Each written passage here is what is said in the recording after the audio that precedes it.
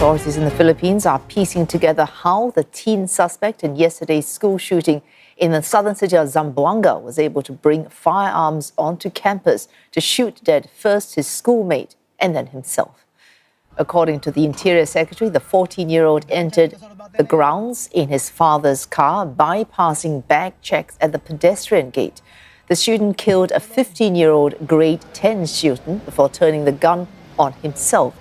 He had live-streamed the act on another website in addition to his Facebook account. Authorities are also examining the suspect's gaming and chat histories to determine possible influence from external factors. Jacob Lazaro is tracking developments for CNA live from Metro Manila. Jacob, what have the latest investigations revealed? So we do know that the Ateneo de Zamboanga University actually had 15 security guards on duty when the incident happened yesterday.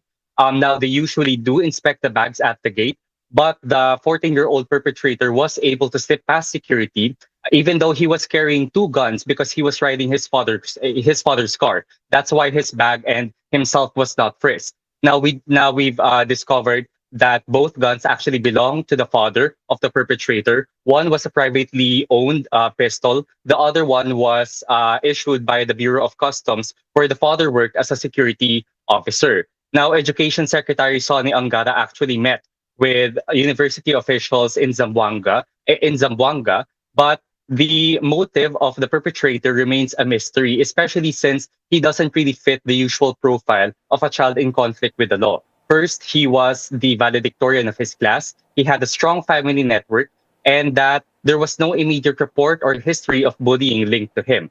But Interior Secretary John Vic Remulla did say that the perpetrator was actually a player of Roblox, and he had several suspicious chats with other players online. Remulla said, and I quote, "In the last month, his search history on his cell phone involved deep ideological nihilistic views, and that he idolized personalities who would fall under the category of evil people.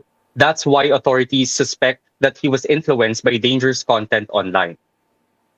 Jacob, the Education Minister has said there need to be more measures to look before these attacks happen. But given that this has already happened, what measures are being taken to strengthen security?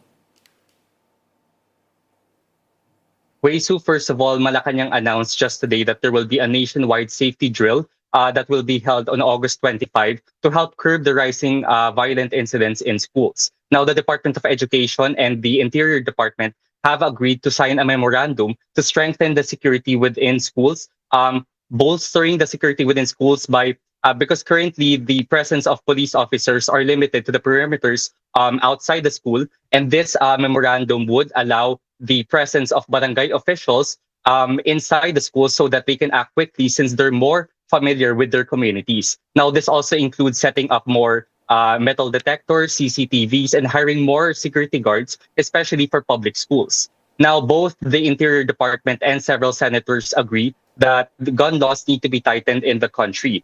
Secretary Remulla urged lawmakers to impose heavier punishments, especially for loose firearms, since 98% of gun violence in the Philippines are committed or are involving loose firearms. Now, Senator Loren Legarda said that schools should be nothing but a safe place for students and teachers, and that if there's any gap in the country's gun laws, it will be closed immediately. Senator Risa Ontiveros said that they will continue their investigations on nihilistic violent extremism, which are basically group of minors online trying to recruit other minors to commit violent acts in real life. That's why we're seeing now our signs of a whole of government approach.